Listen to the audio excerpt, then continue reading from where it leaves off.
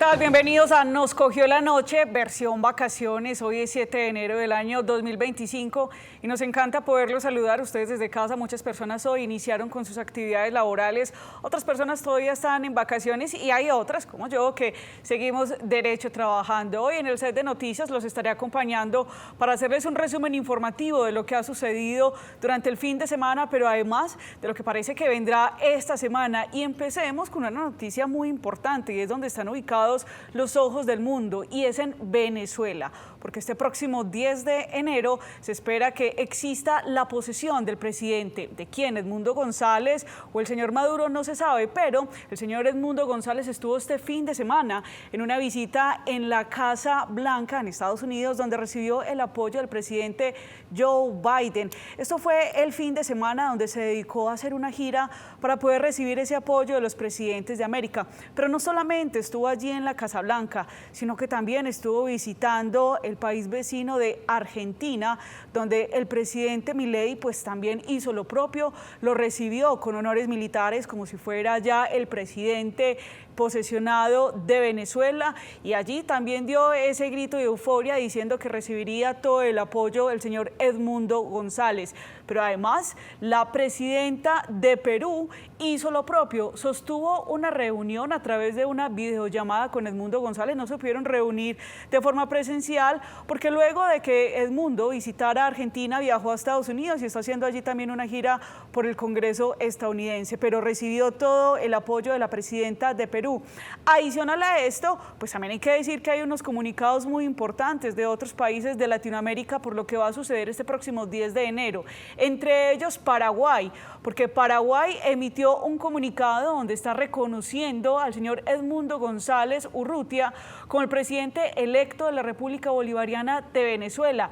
Este comunicado, por supuesto, no cayó bien ante el señor Nicolás Maduro, quien además dijo que todo el personal diplomático que existe en este momento en Venezuela de parte de Paraguay, pues tenía que dejar ese país. Por supuesto, este comunicado también le pide a todos los diplomáticos de Paraguay que salgan inmediatamente de allí, y también esto sucedió con Chile. La situación no para y parece pues que eso se va a complicar. Este es el comunicado que envía el país de Chile, donde le pone término a la misión del embajador en Venezuela, y también le pide a todos sus diplomáticos que dejen inmediatamente este país.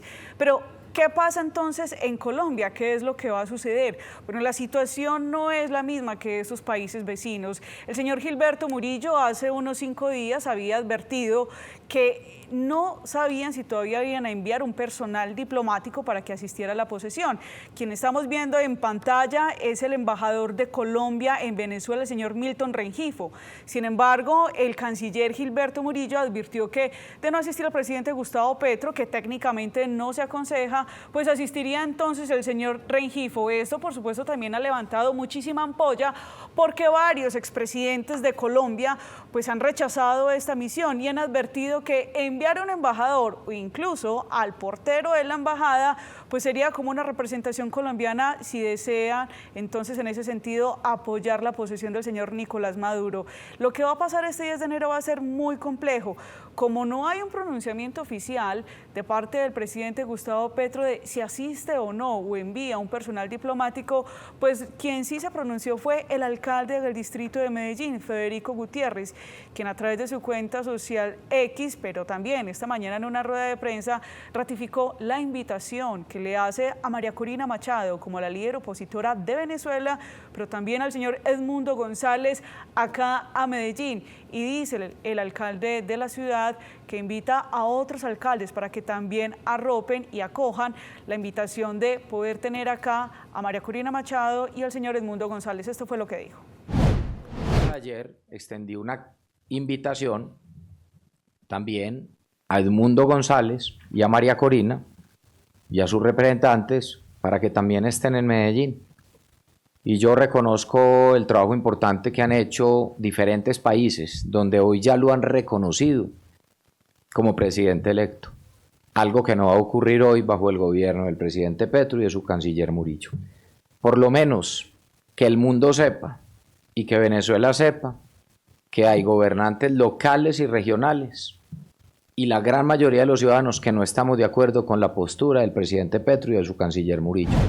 Por supuesto, estas declaraciones no cayeron para nada bien con el presidente Gustavo Petro, que en un Twitter que mostraremos más adelante, y además añade otro tema, dice que el alcalde de Medellín se está extralimitando en sus funciones. Ya había dicho el presidente Gustavo Petro que lo que tuviera que ver con la política exterior recaería sobre sus hombros. Hoy es 7 de enero, estamos a 3 días y unas cuantas horas para que se pueda cumplir esta posesión del presidente de Venezuela, que ya muchas personas y también la señora María Corina Machado ha hecho un llamado a los venezolanos que viven en ese país, pero también a los que están en otras ciudades, para que el 9 de enero salgan a las calles y se manifiesten, para que no estén apoyando de alguna manera pasiva la posesión del señor Nicolás Maduro. Incluso en la ciudad de Maracaibo ya se han visto algunas estatuas que tienen los carteles pidiendo que salgan a marchar el próximo 9 de enero. Esto fue lo que dijo la líder opositora invitando a marchar. Y porque además yo tengo un mandato que recibí en las primarias y un compromiso de nunca jamás abandonar a los venezolanos.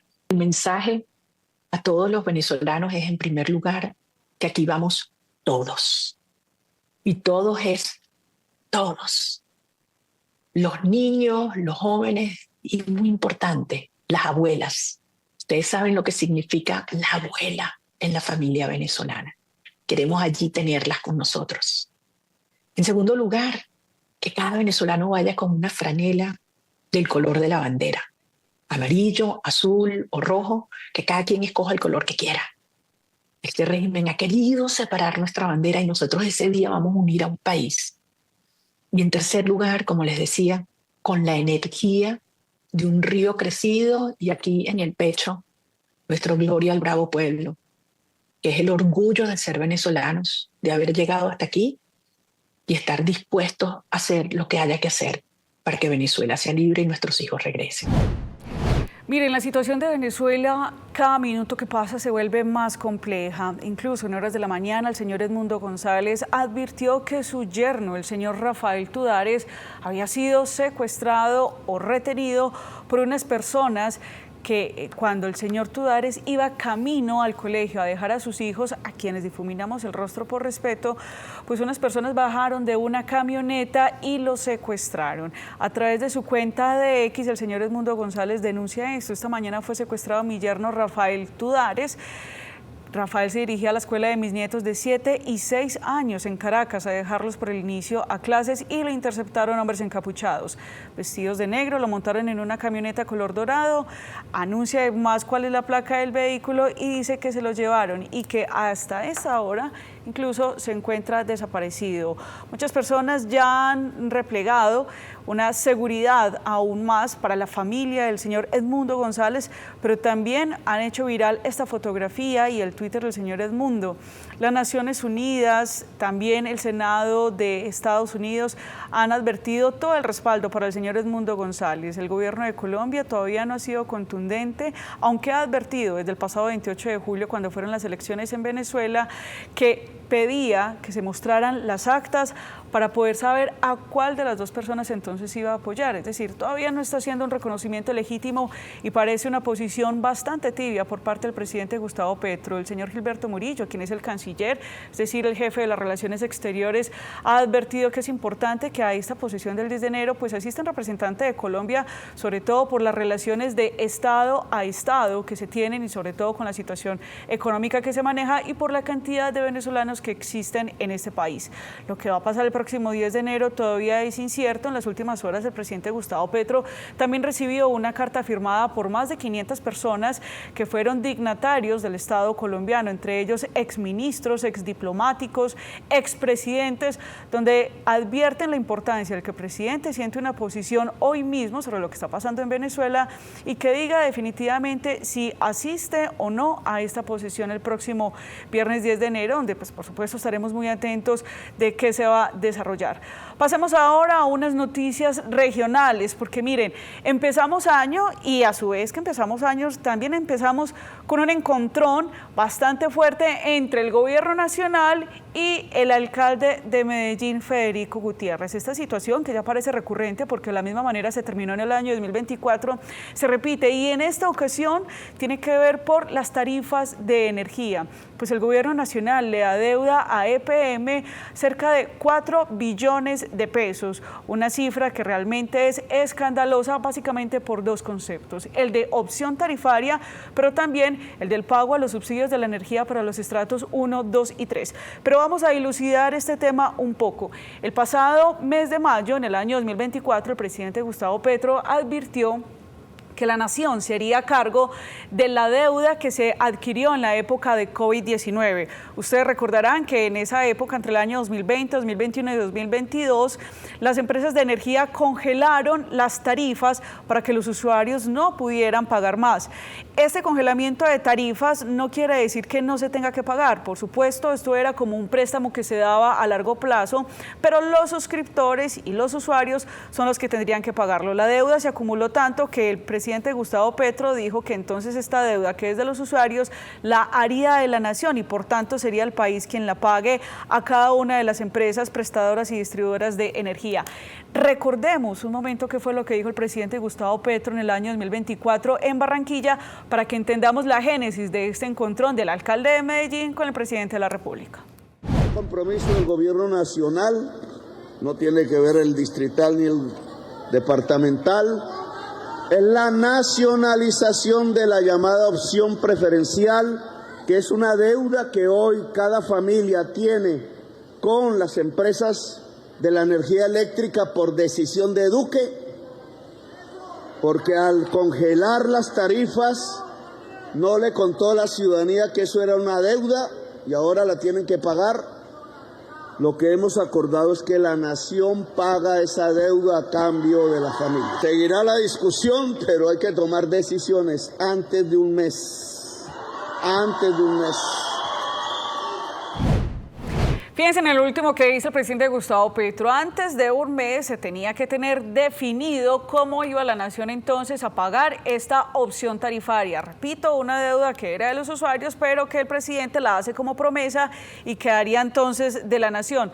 Desde esas declaraciones han pasado ya 7 meses y todavía no se sabe entonces quién va a pagar la opción tarifaria, si los usuarios o definitivamente la nación.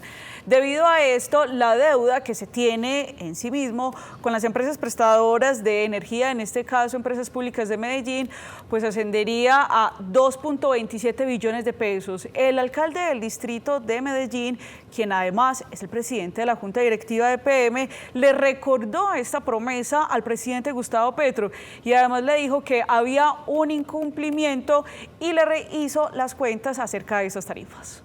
Por opción tarifaria, que es lo que se generó dentro de la pandemia, justamente cuando se congela la tarifa y se deja como cuenta por pagar justamente más adelante en los ajustes a los usuarios, el mismo presidente Petro en mayo del año pasado se había comprometido de que entonces el gobierno asumía esa deuda y que le sería pagada o cancelada a estas empresas de servicios públicos. Al día de hoy esa deuda no ha sido saldada y, como ya lo he dicho, obedece a 2.27 billones de pesos.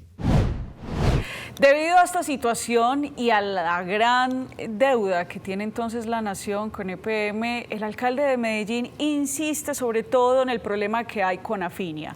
Afinia es una filial de EPM que presta sus servicios en la costa Caribe. Ya en el mes de diciembre se había enviado una carta por parte de Empresas Públicas de Medellín al gobierno nacional advirtiendo de la importancia para que el gobierno se hiciera cargo de la prestación de energía en los 11 municipios de Magdalena, pero además también en Bolívar. Esto porque Afinia en este momento arroja números rojos, ni siquiera verdes, y todo es pérdida. El alcalde de Medellín advirtió que en el momento están haciendo una labor de responsabilidad social para no suspender el servicio de energía. Sin embargo, que hoy la situación de Afinia se está volviendo insostenible por la cantidad de dinero adeudado. Esto fue lo que dijo el alcalde. Por ley, no por voluntad política de uno u otro, por ley, el gobierno colombiano debe pagar el subsidio de la tarifa de estratos 1, 2 y 3 en la tarifa de energía. Y al día de hoy se le adeuda por ese concepto 1.25 billones de pesos. Entonces lo que yo quiero resaltar acá es que esta es una deuda superior a los 4 billones de pesos. ¿Qué quiero decir así? De esta forma, pues que se vuelve insostenible para las empresas. Esta situación se vuelve insostenible y pone en cuidados intensivos a todas las empresas, especialmente a Afinia. La cifra sobre Afinia solo es alrededor de deuda de 2.4 billones de pesos. Esto lo que hace es que cada vez la situación de la empresa sea más insostenible. El alcalde de Medellín le hace un pedido al gobierno nacional y dice que esto no es un favor, sino que le está pidiendo básicamente que cumpla con el deber constitucional, porque por ley pues deberá girarle los dineros para los estratos 1, 2 y 3, pero va un poco más allá y dice que lo que está pasando hoy con las empresas de energía es algo similar a lo que sucedió y está sucediendo con las empresas de salud, a quienes las está asfixiando financieramente. Paguen lo que deben.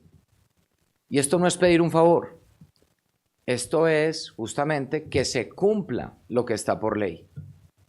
Y lo que yo estoy viendo acá es que el gobierno nacional está haciendo lo mismo que hizo con las empresas del sector salud, lo mismo está haciendo con las empresas del sector energía. Las está aniquilando financieramente. Y eso sí que es grave. Yo quiero desde Medellín prender esa alerta, dejar claro que esta situación la viven todas las empresas de energía también del país, públicas o privadas, y que en últimas quienes pierden son los usuarios, como ya ocurrió en Puerto Carreño.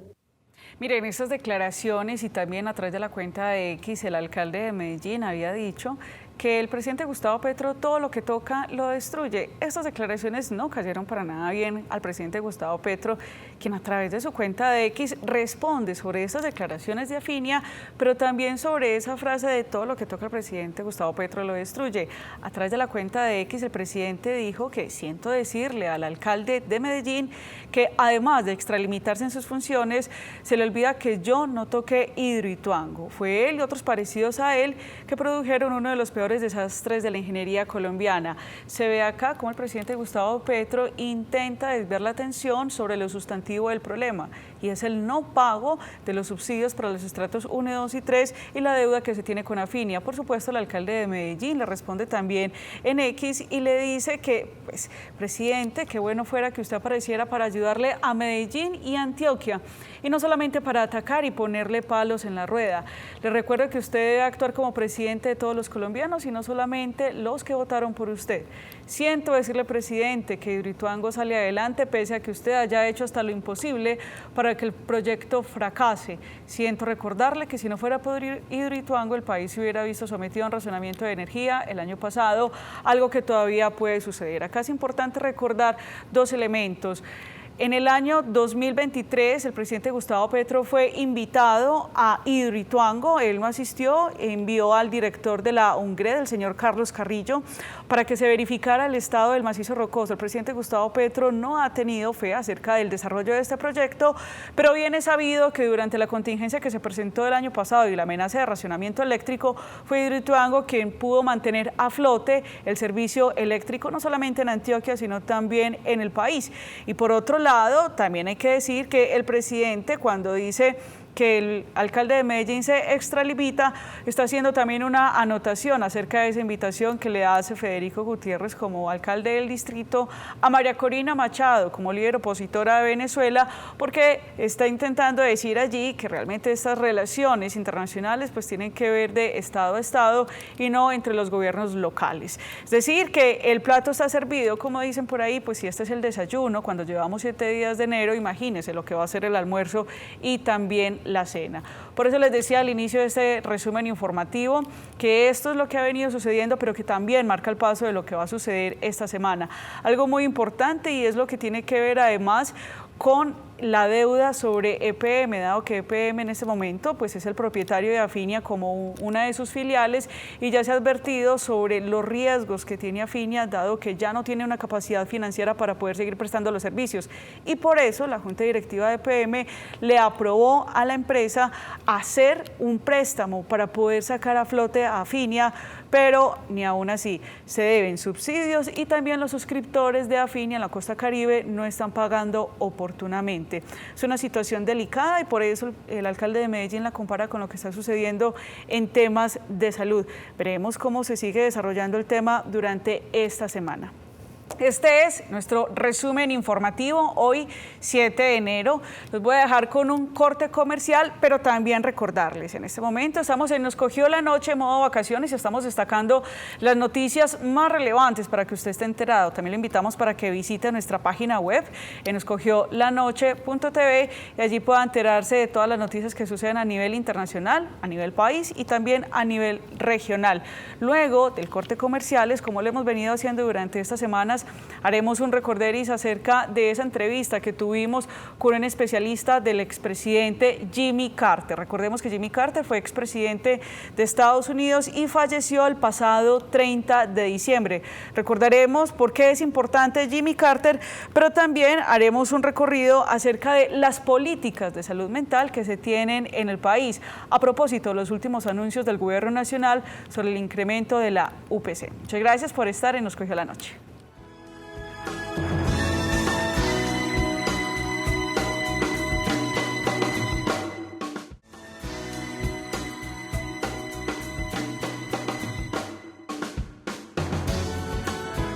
Personaje del que pues, muchas personas conocen en el mundo, tiene bastantes años, creo que 100.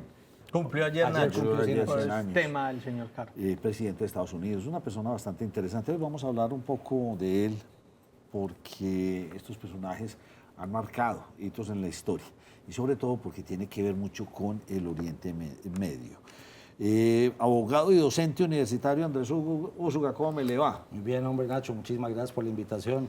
Saludo especial para todos en la mesa. Muy complacido de estar otra vez por acá. Yo le voy a dar 5 punticos del señor Jimmy Carter, expresidente de los Estados Unidos, cumplió 100 años ayer. Fue un tipo que promovió mucho los derechos humanos durante su presidencia. Le puso mucho especial énfasis a esto y sobre todo a nivel mundial. Era obsesivo con los derechos humanos. Contribuyó bastante, que es lo que estamos necesitando en este momento, a la paz en Oriente Medio. Él estuvo muy metido en el Tratado de Paz entre Israel y Egipto en 1978. Pues lo hicieron en Camp David, sí, que es la finca de los presidentes de Estados Unidos. Que inclusive se sostiene hoy, por eso Egipto no entra ni está rivalizando, porque tienen ese Tratado de Paz. Ahí entramos los colombianos en un pedacito. Ahorita le cuento en qué. Ahorita me cuenta. Yo le hago este resumen rápido, ya lo dejo que usted nos cuente. Fomentó la democracia y la transparencia. Es conocido por esto, por la transparencia, aunque usted ahorita nos dio un dato que enseguida lo cuenta. Trabajó por la salud global y sigue trabajando mucho por eso, pues ya no creo pues a su edad, pero bueno. Y es un símbolo de integridad y ética a nivel mundial. Por eso es tan importante y queremos hablar, por usted que lo ha estudiado bastante, hablar de Jimmy Carter. Arranquemos, ¿dónde nace? ¿Quiénes eran sus padres? Nacho, yo te soy sincero. Carter es un personaje que se volvió muy interesante para mí porque era el presidente de los Estados Unidos en el momento en que yo nací. Entonces, a mí me gusta estudiarlos qué estaba pasando en el mundo cuando yo nací. Ese señor llevaba como 20 días de presidente en el momento en que yo nací. Oiga, y entonces, cuando usted nació, ¿quién era el presidente de Colombia? Ay, Nacho. ¿Vio? Hay que María estar Andrea, ¿quién pendiente. era el presidente cuando usted nació? ¿Rojas? Y me lo preguntan a mí, tampoco sé. Usted, dígame el año y le digo quién era. Ah, bueno. En mi Yo caso, también. en mi caso era Pastrana. Misael. Misael. Bueno. ¿Quién era el presidente? El mío era López. 1985. Era Elizabeth Betancourt. Betancourt. 1990. Bueno, continúe. Uy, César Gaviria Dependiendo de la pronto. fecha, Depende de la César fecha, Barco. o César Gaviria o Barco. Octubre. Gaviria. César Gaviria Por si acaso, acabadito dentro de 2 de, semanas. acabadito de asumir. Entonces, mire, él nace en un estado que realmente es muy interesante, inclusive para los medios de comunicación, que es Georgia. ¿Por qué? En Georgia, tú sabes, Nacho, muy bien, que han tenido pues bastantes conexiones por allá, en Georgia queda CNN, ¿cierto? Que es de Ted Turner. No sé si tienen claro quién es el señor. un judío con mucha plata, el magnate que dueño de los Bravos de Atlanta, dueño de Cartoon Network, una cantidad de cosas. Ese estado es uno de los estados pivote en los Estados Unidos. Nos vamos a dar cuenta de eso ahorita dentro de un mes. Y es la lucha en la que uno no sabe si esto es republicano o demócrata, como Pensilvania. También es un estado bastante interesante. Pero Georgia tiene una particularidad. ¿Sabe quién era de Georgia? Martin Luther King. Entonces es un estado supremamente importante. Él es hijo de un granjero, pero no podríamos decir granjero, sino de un industrial de la agroindustria. O sea, él es hijo de un señor rico, pero que era del estado de Georgia, y de una señora que era una enfermera.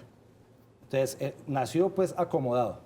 Y un dato que adicionalmente me pareció muy interesante a mí es, él es el único presidente, no es el único que haya sido oficial de las fuerzas militares de allá, pero sí es el único que se graduó de la Escuela Naval de Anápolis. Esto es, la carrera de Carter no la hizo ni en Princeton, ni en Yale, ni en Harvard, ni en Stanford, ni en American University. La hizo en Anápolis, que es la escuela naval, ¿cierto? Sí. Y ahí hay datos muy interesantes también. Fíjate, Nacho, que nosotros cuando hacemos el análisis que hicimos en algún momento aquí, no sé si lo recuerdan, cuando hicimos la evaluación de todos los presidentes. Sí, ¿Te acuerdas? sí, señor, muy buen programa, sí. Exacto. Nos damos cuenta que la mayoría de presidentes en Colombia son de Bogotá. Eso tiene que ver mucho con el marcado centralismo nuestro. Fíjate que en Estados Unidos no es así. En Estados Unidos ellos generalmente casi ninguno es de Washington. Casi ninguno, es al revés. Eso creo que nos dice mucho del modelo, ¿no? Del modelo político y el modelo federal. Entonces él en Georgia era de la Marina, y en la Marina fue uno de los que se estrenó. Mientras estaba en la Segunda Guerra Mundial, él estaba en la Escuela Naval. Pero cuando se gradúa de la Escuela Naval, él sale a ser submarinista. El almirante Rikovic lo lleva a los submarinos nucleares. O sea, esa es la gran novedad de la Marina durante muchísimo tiempo. El tipo es muy inteligente, es muy buen estudiante. Estudió física nuclear, fue oficial submarinista hasta el grado de teniente. O sea, él no tiene estudios ni en Derecho, ni en Economía, como casi todos. Es submarinista. Él es un submarinista. Wow. Mire, cierto. Rarísimo, sí. Eso es rarísimo. Uno dice, uy, pero como hoy tenemos en nuestro país el primer comandante de fuerzas militares submarinista de la historia, lo tenemos en ese momento, que es Francisco Cubides, Sí. que aspiro que en algún momento lo puedan traer acá para hacer una entrevista. Este señor entonces muere su padre, pero como su padre tenía dinero, él se retira de la Armada, de la Marina, de la Navy, la US Navy, para asumir los negocios de su papá. Entonces se devuelve a Georgia y empieza a hacer un trabajo comunitario, empieza a hacer un trabajo social, y en ese trabajo social conoció la política. Entonces terminó por allá siendo, ustedes saben que en Estados Unidos cada estado tiene congreso, ¿no? Sí. Terminó siendo congresista De en Georgia. el estado de Georgia, demócrata. ¿Listo? Ah, era demócrata. Demócrata. Listo. Ese es, no se ha bueno, muerto. no, este- Aunque tiene 100 años un día, ¿no? Está más del otro lado que de acá. Pero luego de eso, 2 veces senador, termina luchando y compitiendo. Fíjense, son los años 60, ¿no? Sí. Años de mucho agite.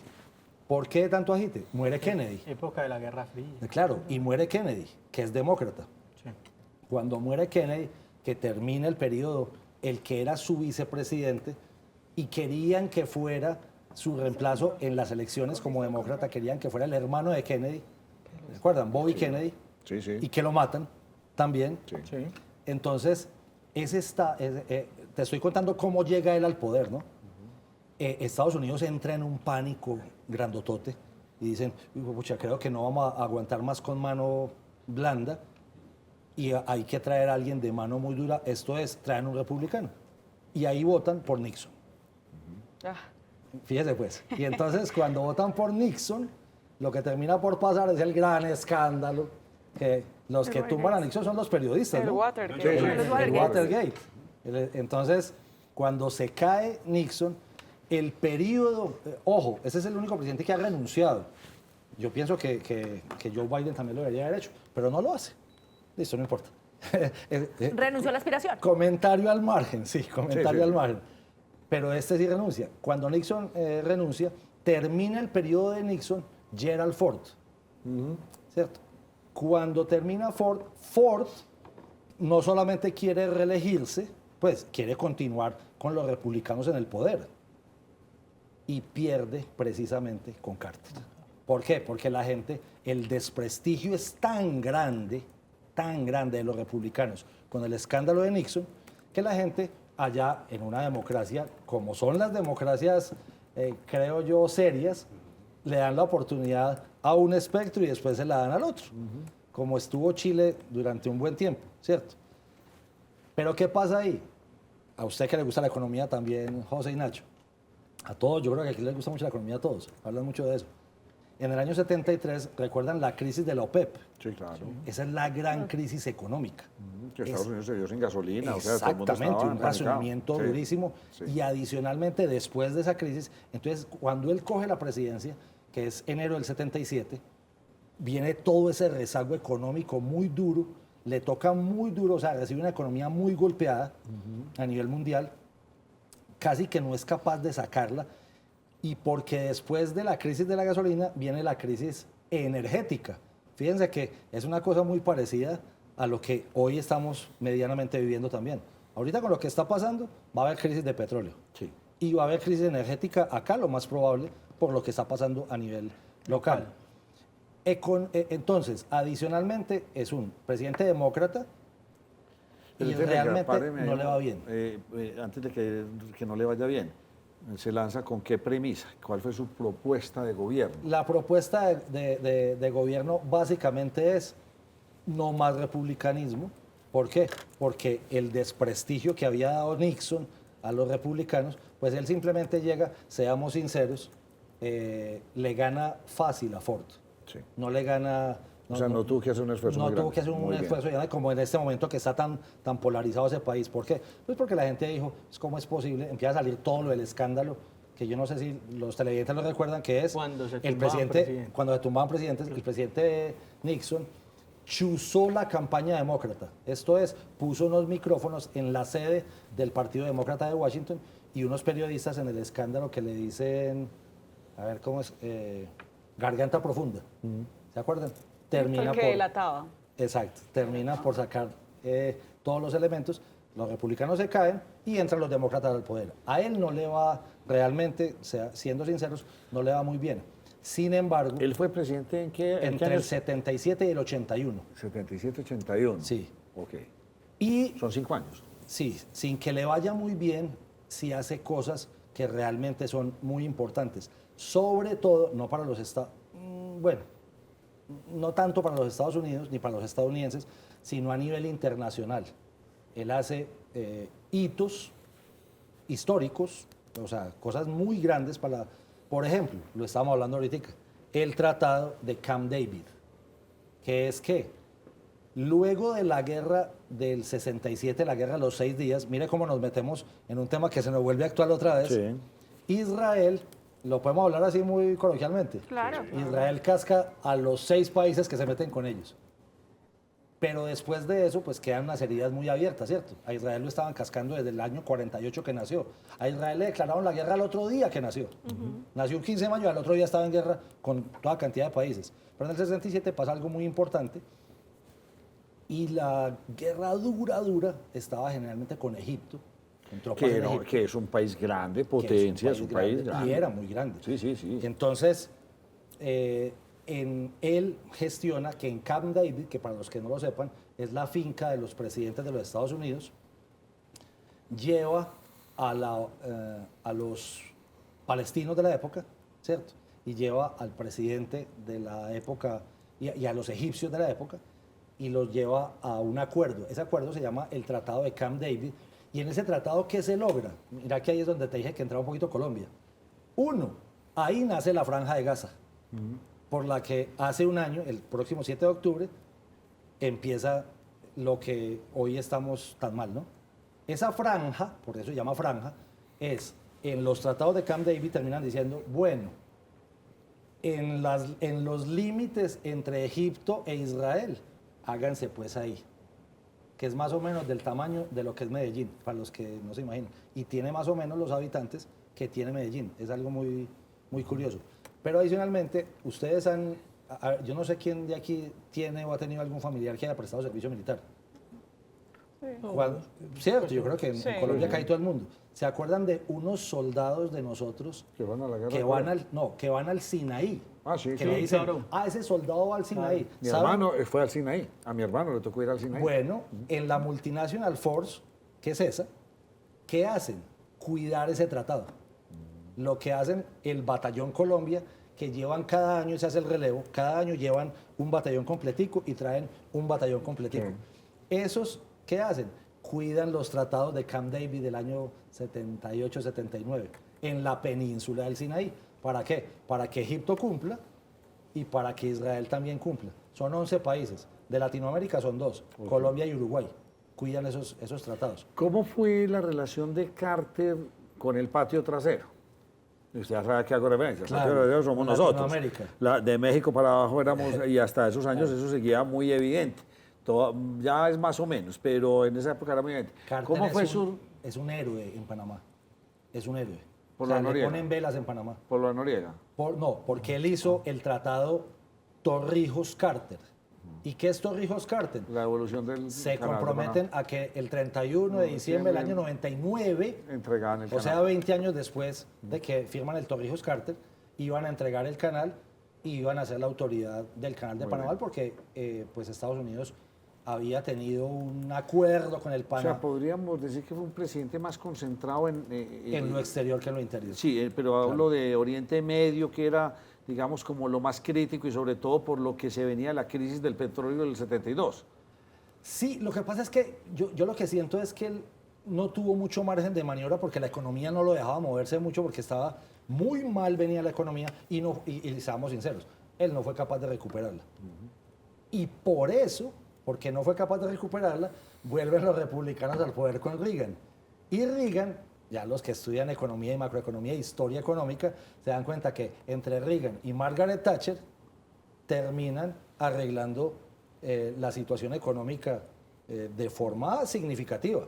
O sea, entre Estados Unidos e Inglaterra terminaron modificando la macroeconomía del mundo entre esos dos presidentes con lo que hayan dicho, con el capitalismo salvaje, con lo que sea, pero arreglaron bastante las finanzas yo sentiría que de todo el mundo, o inclusive o sea, Latinoamérica fue muy beneficiada por parte de esas políticas que toman luego de Carter. Y ahí se empieza a volver importante Carter, pero ya no como presidente, Sino como expresidente. expresidente. Vamos a hablar de eso después de esta pausa.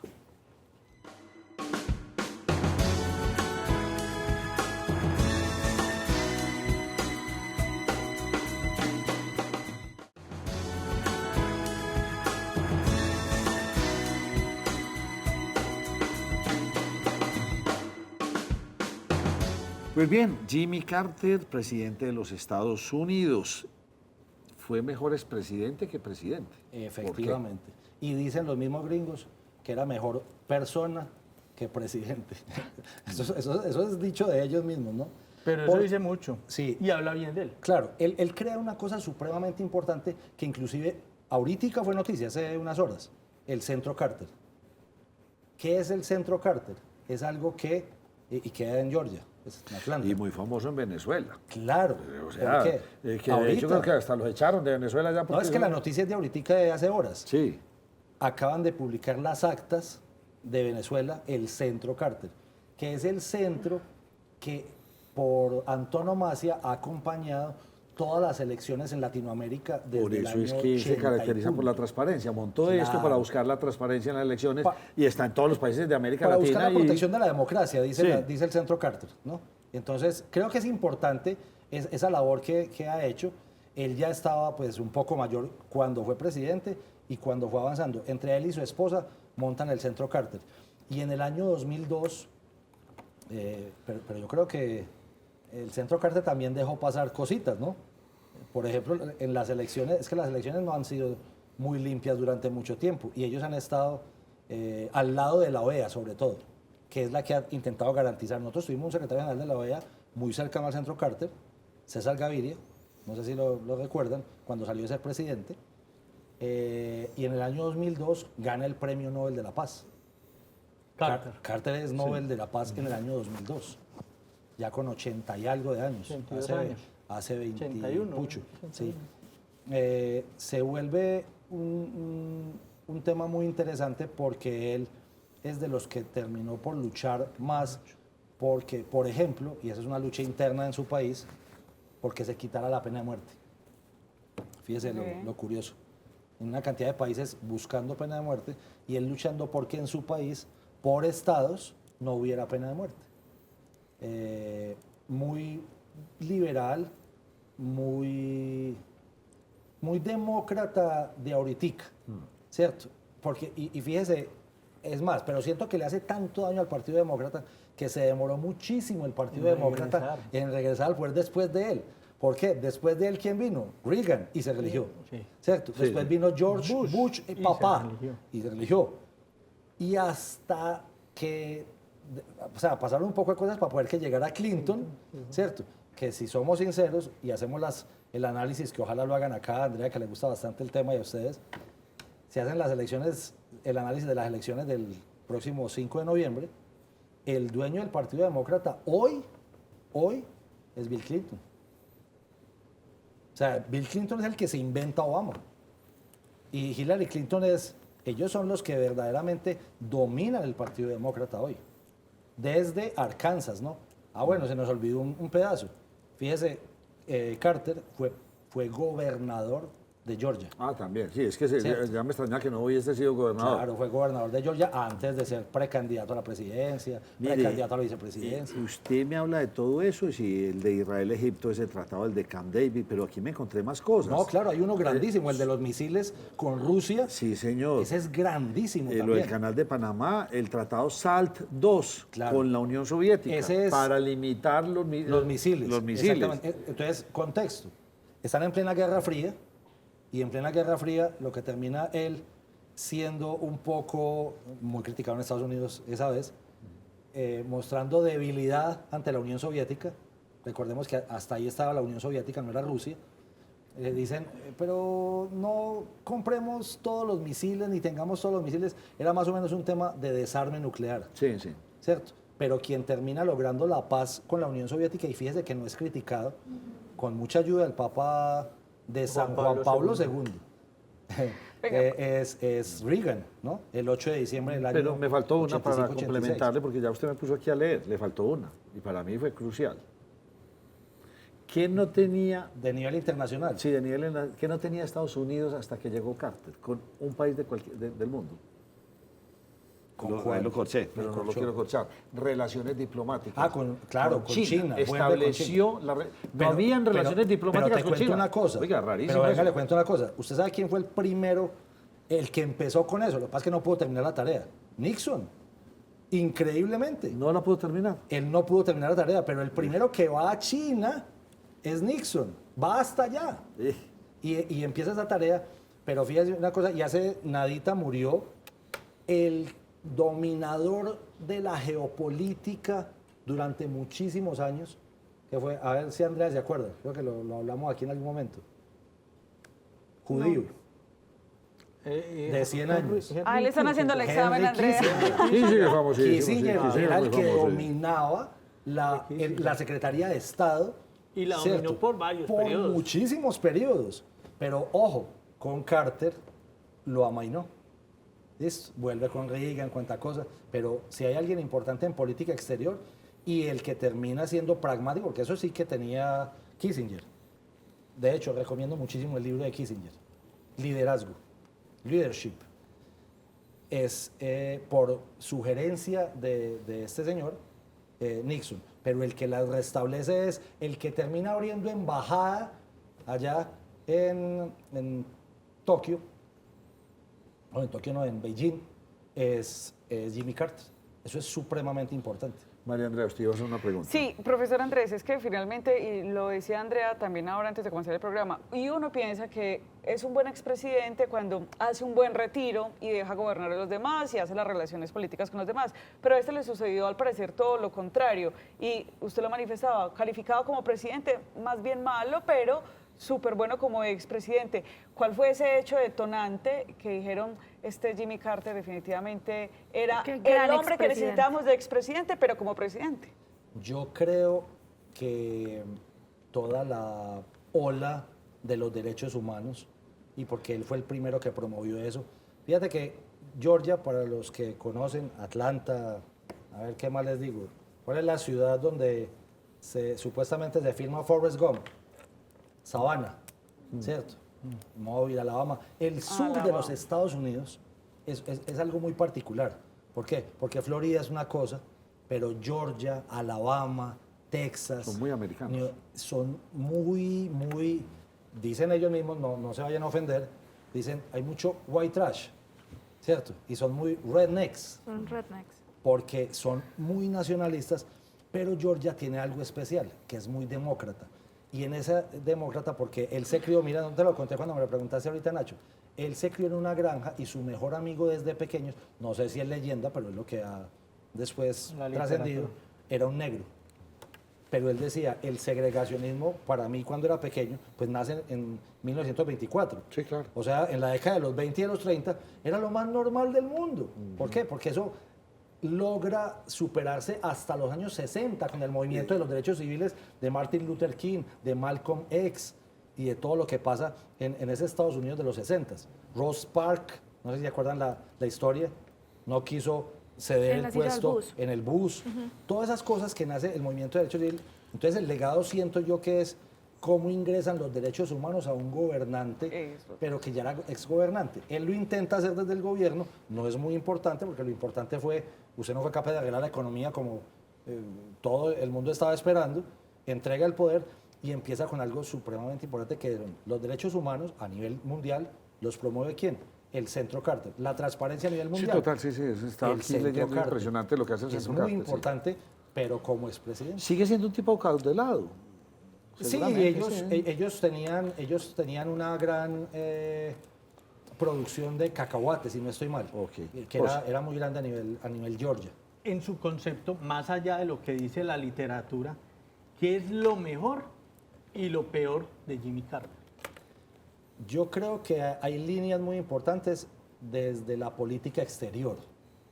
Esto es, haber logrado sentar a Israel con Egipto, con Siria, con Líbano.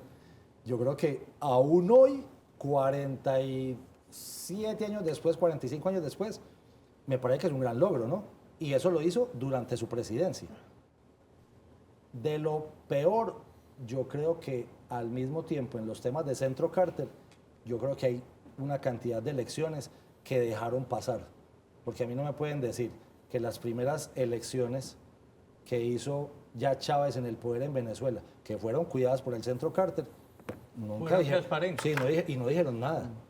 Ahí no dijeron nada. De hecho, ahí tiene culpa hasta el expresidente César Gaviria también, que no dijo nada de la Secretaría General de la OEA. ¿Carter tiene hijos? ¿Y también, Carter tiene hijos. ¿Y en política o no política? No hicieron política. Su esposa murió el año pasado, ya muy viejita también. Yo creí que no iba a aguantar hasta cumplir los 100 años. Sí, usted insistiendo en que habláramos de sí, Carter. Porque es súper importante el señor y uno dice, este señor no le va a aguantar la vida. Al último entierro que fue, lo llevaron ya muy deteriorado, que fue al de su esposa. Ayer vi las imágenes, una silla de ruedas, una persona ya conectado. Sí. Pero ¿sabes una cosa? Hace poquito, inclusive antes del entierro de la esposa, todavía lúcido. O sea, no tiene demencia senil, dijo cosas coherentes. Creo que lo visitan todavía Obama y Clinton a pedirle consejo. Es un señor importante, no crean, en la política. Mire, y cuando muera va a ser... los funerales de Estado de Carter van a ser los funerales. Sí, van a ser. Y más si está un gobierno como este. Yo no sé si la mezquindad de Trump permitiría pues unos buenos funerales de Estado. Pero con todo y eso, él es alguien muy importante y no solamente importante para Estados Unidos. A nivel mundial, Panamá va a poner la bandera de media asta te lo garantizo porque es un héroe en Panamá. En política, Nacho, para finalizar, lo que usted menciona, el tema de la experiencia y la edad cuenta mucho entre los políticos. O sea, quienes tienen más experiencia son un referente constante a Es consultar. una cosa, yo he sentido que aquí no. Aquí en vez de consultar la gente con experiencia, No. aquí van Últimamente lo están arrinconándolos. orillando. Sí, por eso. Pero Y yo hasta creo el- que ha sido terrible porque los supuestos jóvenes que están en política en este momento, yo no veo qué es lo que le están aportando de forma significativa al país. En resumen, Jimmy Carter es importante por su compromiso con los derechos humanos. Eso es clarísimo. La Paz del Oriente Medio fue un gestor y yo pienso que inclusive con su organización siguen trabajando en ese sentido. La democracia, la transparencia, la salud global y la salud global.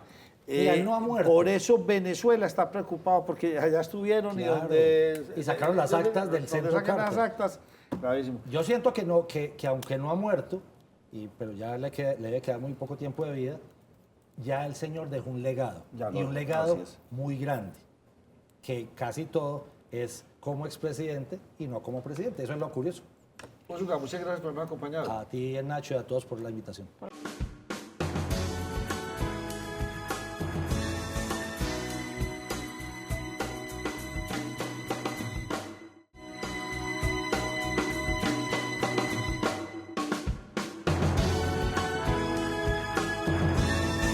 Hoy queremos hablar aquí en la primera mesa de opinión de Antioquia un tema bastante importante que viene desde la ciudad de Bogotá, pero también queremos complementarlo con lo que está ocurriendo en nuestro departamento. Dos invitadas, la secretaria de Salud de Antioquia, la doctora Marta Ramírez, a la que le doy una muy cordial bienvenida. Bienvenidos a todos y muchas gracias, Nacho, a toda esta mesa de trabajo, José y Andreas, Muy bien. y a todos los televidentes. Y a la representante de la Cámara, la doctora Olga Lucía Velázquez. ¿Cómo está usted, representante? Muy buenas tardes, José, Salomé, a la secretaria de Salud de Antioquia y a todos los televidentes. Bueno, representante, a ver si lo logramos entender. En Colombia es que no hay proyectos de salud mental, tenemos descuidado eso, porque yo, digamos, en lo particular, llevando tantos años en este programa, he visto que se habla mucho de este tema, sobre todo en el municipio de Medellín. A nivel nacional estamos muy desprotegidos en salud mental. Bueno, primero, hablar de salud mental hoy es completamente distinto a hace algunos años. Si bien todavía hay un estigma cuando se habla de salud mental, ese es uno de los grandes retos que tenemos y es acabar con el estigma que se tiene alrededor de la salud mental. Otro reto que se tiene es que podamos hablar de manera natural de los trastornos en salud mental para poder encontrar no solamente ayuda, sino para que las personas puedan llevar a cabo la ruta dentro de su EPS o dentro de su sistema de salud de una manera adecuada. Otro de los elementos es que hay una ley que es la ley 1616, pero esta ley necesita una implementación y que tenga un abordaje más integral. Y por eso hoy en el Congreso de la República están tramitándose diferentes leyes, entre ellas esta que es la 014. Y esta 014 está modificando algunos elementos de la 1616. Uno de ellos, por ejemplo, es que podamos tener un abordaje integral desde los determinantes sociales. La secretaria nos podrá ahora un poco conversar cuáles serán esos determinantes sociales que en Medellín afectan la salud mental. En Bogotá, por ejemplo, se hizo un estudio el año pasado, se identificó que la inseguridad, que la movilidad y el desempleo son tres determinantes sociales que están afectando de manera directa la salud mental de los bogotanos y las bogotanas. Y uno dice, bueno, pero ¿y eso le corresponde a la Secretaría de Salud de Bogotá o al Ministerio de Salud? No, esto es un trabajo que tiene que ser integral con las diferentes entidades, porque cuando una persona estudia, sale a buscar empleo, no consigue empleo, Empieza lo primero a sentir frustración, luego ansiedad, luego depresión y puede caer en un trastorno. Pero también cuando la movilidad, cuando usted tiene que estar en un transporte público durante 3 o 4 horas del día, cuando los trancones son tan asfixiantes, que puede usted no necesariamente ir en transporte público, puede ir en un transporte privado, un carro lo cierra, y la forma en que se baja la persona que le cerró a la otra es atacándolo, no diciéndole, excúseme, lo cerré, voy de afán, no. Tenemos pocos niveles de tolerancia y pocos niveles de solución de conflictos a través del diálogo. Entonces, estos dos elementos, y aunado con la inseguridad. La inseguridad hace que las personas tengan delirios de persecución, tengan también ansiedad, cuando salen a la calle sienten que los están persiguiendo, sienten en algunos casos, en Bogotá, por ejemplo, algunas personas que se entrevistaron manifestaron que se sentían secuestradas en su casa porque no podían salir después de cierta hora de la noche. Entonces, o porque salían y en el antejardín de su casa tienen habitantes de calle que les impiden tener un tránsito normal en su propia vivienda. Entonces, estos 3 determinantes sociales, solo para mencionar estos, están afectando de manera directa la salud mental de los bogotanos y bogotanas, y que efectivamente lo que pretendemos en el proyecto de ley es que la salud mental no se puede seguir tratando solamente desde la Secretaría de Salud o solamente desde el Ministerio de Salud. Tiene que ser un abordaje integral, teniendo en cuenta los determinantes sociales que están afectando la salud mental de las personas, pero además de los determinantes sociales, que se tenga en cuenta las diferencias, las particularidades étnicas, de orientación sexual, etc. Este es uno de los temas fundamentales que estamos teniendo en el proyecto de ley 014. Otro de los temas es que se crea al interior del Ministerio de Salud una instancia de dirección de salud mental. Hoy hay un referente de salud mental, pero no hay una instancia de dirección que sea la responsable de la implementación de la política pública. Y adicional a ello, dentro del presupuesto general de la Nación se asignan recursos al sector salud, pero no se sabe exactamente cuántos recursos van para salud mental. Van a salud pública, pero no a salud mental. Entonces, el proyecto de ley está pidiendo que se especifique claramente cuántos son los recursos que se destinarán a salud mental. Antes de hablar con otro de los... ¿sí? Permítame que le quiero interrumpir un poco ahí. Me queda una duda muy grande. Esto es avergonzante. Es decir, y lo resumo en eso porque es que aquí terminamos con ese remoquete, no es que usted está loco. No, es que estar loco puede estar deprimido, esquizofrénico. Los colombianos tenemos miedo, culturalmente tenemos ese temor de decir que tenemos una enfermedad de este estilo. Por eso cuando yo menciono que lo primero que hay que acabar es con el estigma, es eso. Yo digo, me siento mal, me siento triste, de pronto quiero ir al psicólogo, quiero ir al psiquiatra. ¿Estás loca? Sí, así ¿Qué tienes? ¿Te pasa? ¿Qué te pasa, no? Sí, tómese una agüita aromática. O estás en el trabajo y te incapacitan porque tienes una depresión. Llegas al trabajo, se te acabó la incapacidad, nadie te pregunta cómo estás, cómo te sientes. Pero si tú llegas de un ortopedista porque tuviste una fractura en una pierna o en un brazo, te preguntan, bueno, ¿cómo te fue? ¿Caminas bien? ¿Tu movilidad está bien? ¿Puedes manejar tus brazos funcional? Pero cuando usted llega de una situación depresiva, nadie, esto como que es un tabú, nadie le pregunta a uno, ¿cómo te sientes? ¿Ya estás mejor? Sí, señor. Nadie le pregunta. Tabú, la sexualidad y la salud mental. Secretaria de Salud de Antioquia, Marta Ramírez, ¿cómo está y en qué prioridad está la salud mental de los antioqueños? Y me encanta lo que está diciendo la representante a la Cámara, es que muchas veces no tenemos, a mí en lo personal, a veces me estresa el ruido. Por ejemplo, aquí que tenemos al lado de mi oficina, cuando empieza esa bullaranga los viernes a las 4 de la tarde, y esto genera estrés, el ruido del tráfico. Pero vámonos para otras subregiones del departamento, el orden público, la seguridad.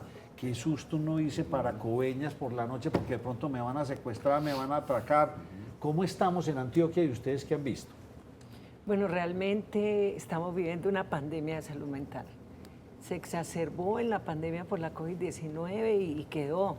Se quedó porque además todos estos factores estresantes están cada vez más preponderantes y el hecho de no haber podido elaborar el duelo para muchas de las familias, el hecho de haber perdido empleo porque se perdieron muchos empleos y todo lo que vivimos en lo cotidiano efectivamente está disparando situaciones de salud mental que, como bien lo dice la representante, se toman como tabú, hay estigma, la gente tiene temor, pero además hay otro tema muy crítico, que hemos perdido la capacidad de conversar unos con otros. Cada vez más seguramente nos estamos comunicando por los celulares y ponemos caritas o ponemos signos, ponemos emoticones, pero la conversación hace muchísima falta. Y es por eso que la Gobernación de Antioquia particularmente, de un presupuesto inicial que arrancó cerca de 7.000 millones, pues cuadruplicó el presupuesto. Realmente para poder llegar a todos los territorios y tenemos múltiples estrategias, porque como lo decía la representante, hay que coger todos los grupos etarios, hay que ser incluyentes con las personas que tienen pensamiento distinto y observamos muy baja capacidad en los territorios para atender la salud mental. Hay un dato muy delicado. Si con el tema de salud mental, situaciones graves, necesitaríamos en Antioquia tener disponibles cerca de 1.600.000 consultas de psiquiatra para cómo vemos que se está comportando la enfermedad en la población. Sin embargo, apenas tenemos 450.000 disponibles con los psiquiatras que tenemos.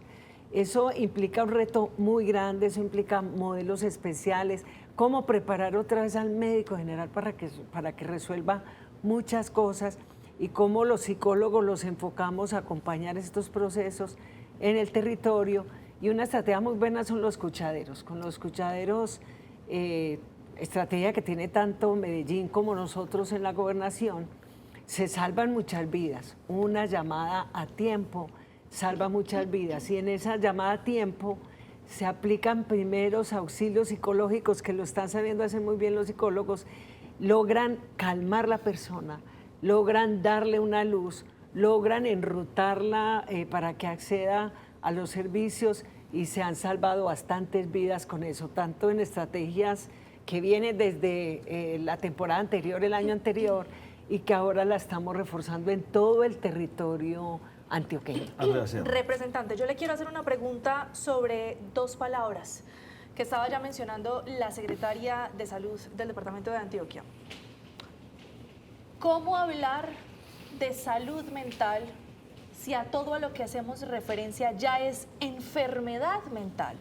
¿No nos falta hablar de prevención? ¿No nos falta hablar de estrategias de prevención para que sí sea efectivamente salud mental y no llegar a la enfermedad mental? Al trastorno, efectivamente. Yo quiero aumentar el dato de país de psiquiatría porque efectivamente lo que dice la secretaria tiene razón, hay un déficit en la oferta de psiquiatras. Imagínense el indicador de país es 1.8 psiquiatras por cada 100.000 habitantes y el estándar de la OCDE son 15 psiquiatras por cada 100.000 habitantes. Es decir, estamos a un abismo de cumplir un indicador como es el de número de psiquiatras para atender a la población.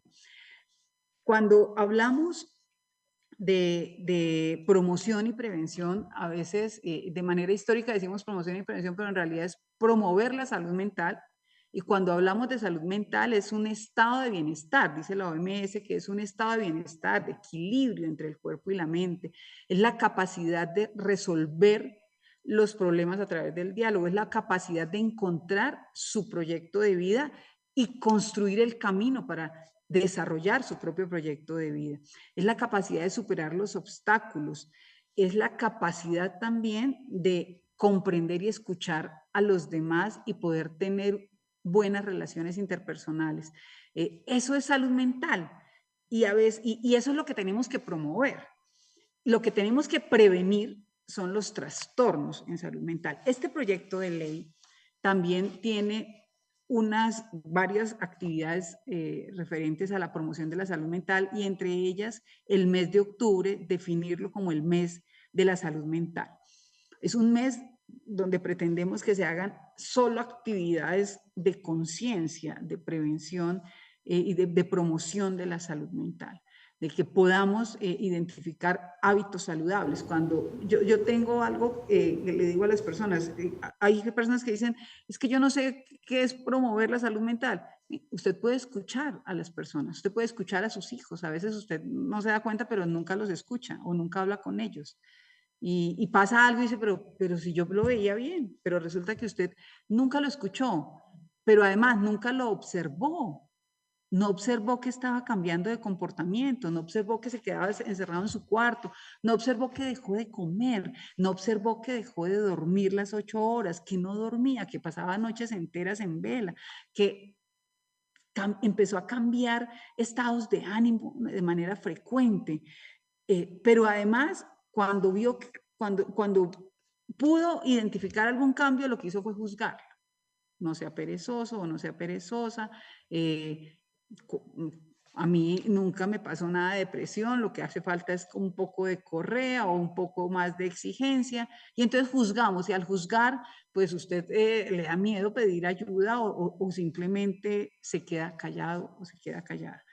Entonces, promover la salud mental es saber que en realidad nos conviene tener una buena salud mental. De hecho, hay otro indicador que tiene la OCDE, y es que un país que tiene una buena salud mental aumenta 4 puntos del PIB. ¿Por qué?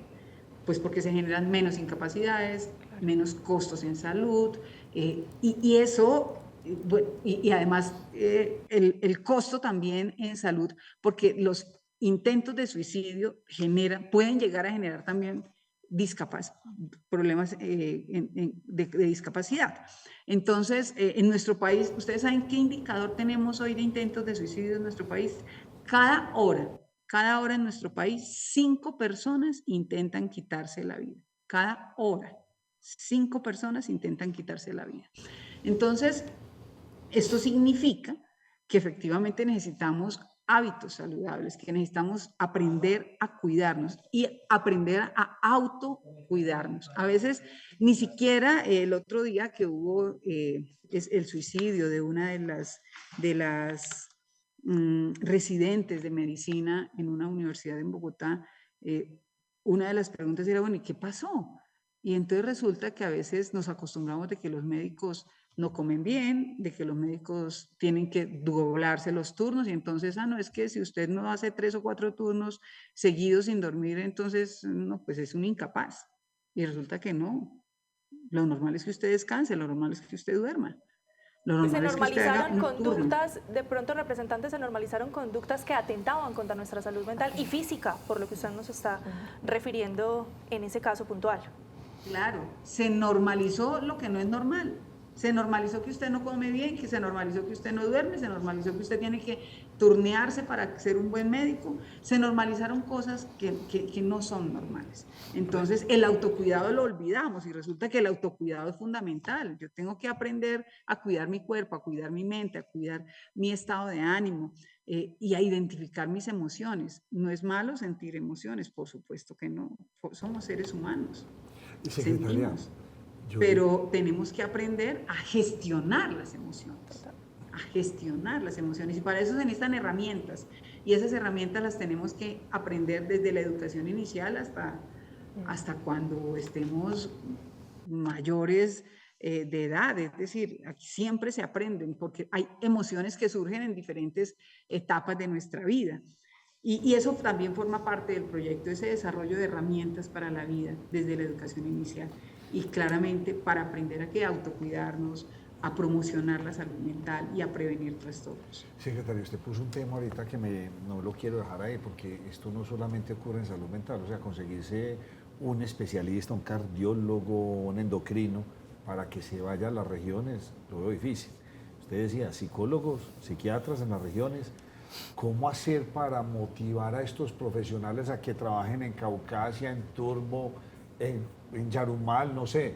¿cómo hacer? Porque es que realmente entonces los especialistas y todo eso se está concentrando en las ciudades principales, pero en la región no. Sí, tenemos realmente mucho desequilibrio, incluso con los médicos generales. No es lo mismo el número de médicos generales que trabajan en las regiones a los que trabajan en las áreas metropolitanas. Realmente estamos haciendo un llamado a las universidades. Acá en Antioquia ya empezamos a hacer un trabajo con todas las facultades de medicina y con las universidades para que empecemos a pensar en el territorio y a los estudiantes desplazarlos incluso desde su misma formación al territorio para poder ir sembrando los pinitos para cambiar esa situación. Nosotros estamos trabajando en el concepto de redes de servicios de salud que deben ser fortalecidas en cada uno de los territorios de la mano de la academia con acciones como muy puntuales para cerrar esa brecha. Pero me voy a meter otra vez como en el tema de salud mental porque es muy delicado. Estamos teniendo mucha incidencia de violencia intrafamiliar. Entonces estamos viendo atados muchos de los temas de salud mental a la situación que se está viviendo en los hogares.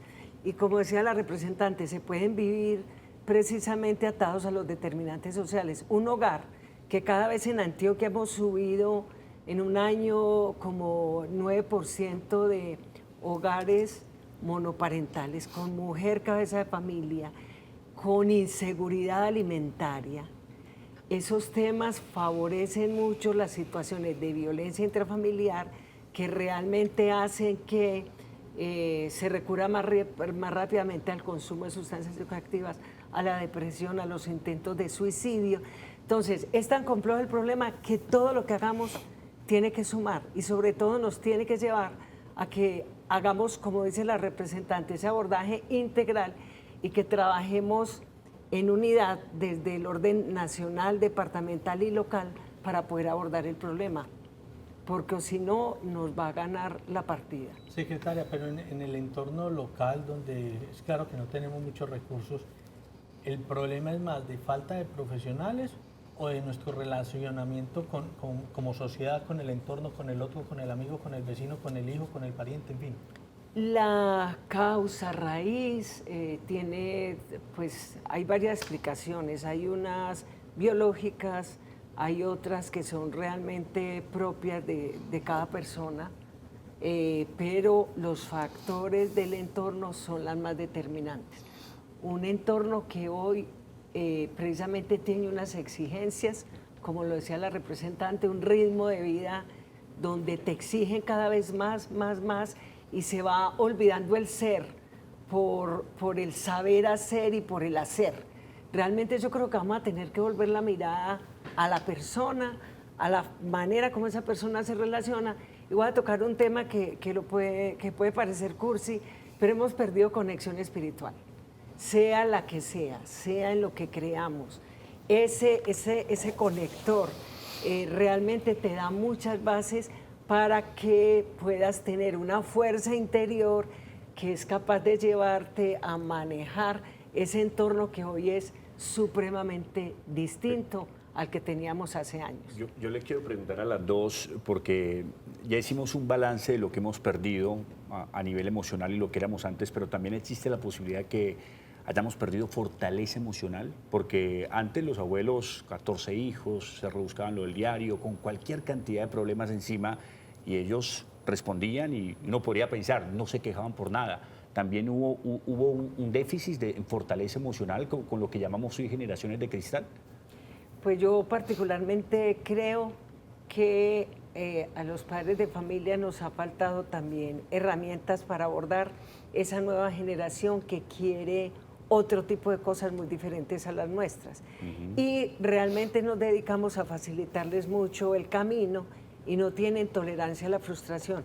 Pero hay un tema que me parece bastante peligroso, y es que hoy mismo los niños que usan celular y los dejan solos en ese proceso, estamos viendo que hay intentos de suicidio en niños a edades cada vez más tempranas, y es que están siendo motivados por algunos juegos, algunos retos que los llevan hacia allá. y que realmente los padres de familia no detectan a tiempo los niños que están haciendo y cómo va cambiando los parámetros, las conductas normales de ese niño o de ese joven para poder captar a tiempo que está en un riesgo inminente y que hay que sacarlo de ahí. Olga, ¿hemos perdido también fortaleza emocional? Hemos perdido muchas cosas. Hemos perdido los vínculos familiares.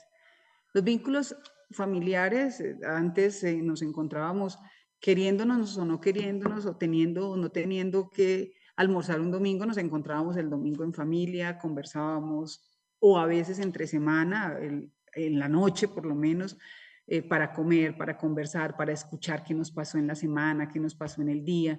Entonces, cuando tú dejas de conversar, cuando tú dejas de encontrarte con tu familia, pierdes vínculo. Entonces, cuando pierdes vínculo, pierdes seguimiento.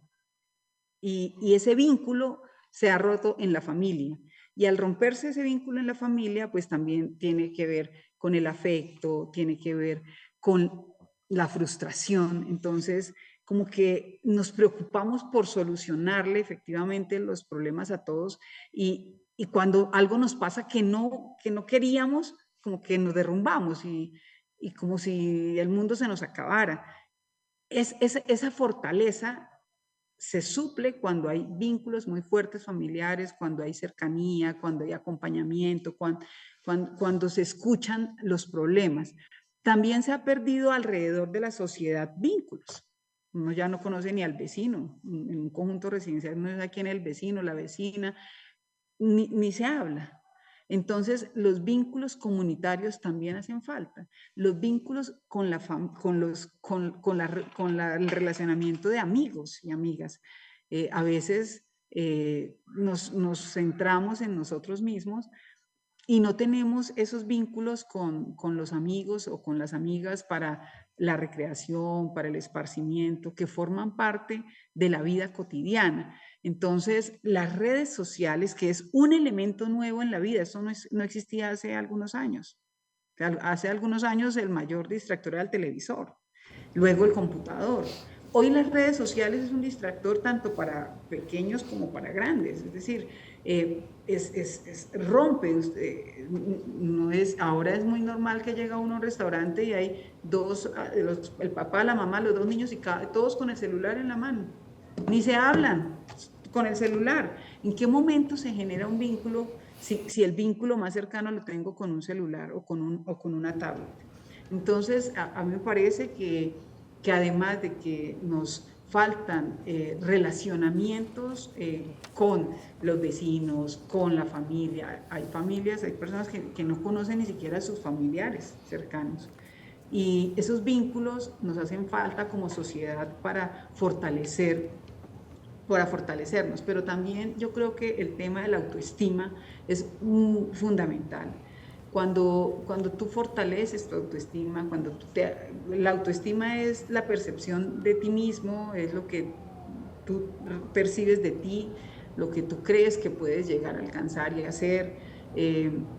Entonces, cuando esa percepción de ti mismo tampoco es adecuada y crees que eres inferior a lo que piensan los demás de ti, pues tienes un conflicto y creo que también hay muchos problemas hoy de cómo me percibo también por las redes sociales, por los estereotipos que tenemos de belleza, que están afectando la salud mental de las personas. Es decir, hoy tenemos nuevos elementos que están vinculados a la vida cotidiana, tanto de los individuos como de las familias.